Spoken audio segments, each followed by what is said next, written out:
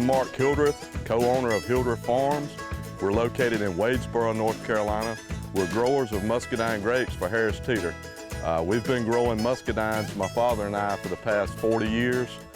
Started as a small family business just to supplement our wholesale business, and it's grown into what we are today, which is the sole supplier to Harris Teeter of traditionally grown muscadine grapes. We now have 8 acres that are in production. We use no mechanical harvesting. Everything we do is done strictly by hand, from the field operation where our pickers pick in bulk containers. We then load it on the carts, carry it to the pack shed, and it's touched again by our hands and re-inspected where it's packed into 20-ounce clamshell containers.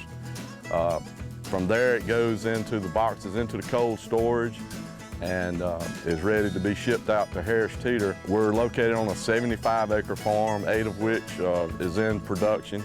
Probably another acre is in young vines, not yet ready to produce. Here in our vineyards, we have approximately 6 different varieties, 4 of which are bronze varieties. 2 would be the blue or the black varieties.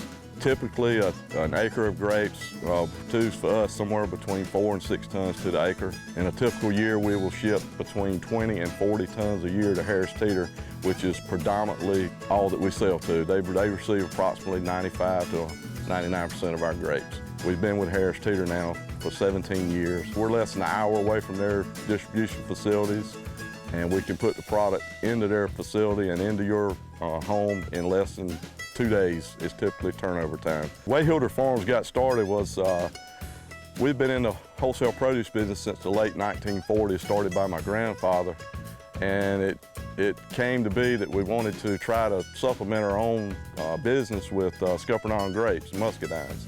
So we planted just maybe 1/5 of an acre, 1/4 of an acre, just to have a supply for our business. In 1992, my father and I decided to leave the produce business and go solely into the business of raising muscadine grapes for full-time living.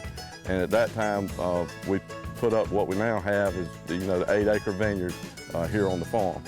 Growing season for grapes start approximately March 1st when the vines start coming out of dormancy, at which time we will start rough pruning and go back into our hand pruning and get the vines ready for production during the summer.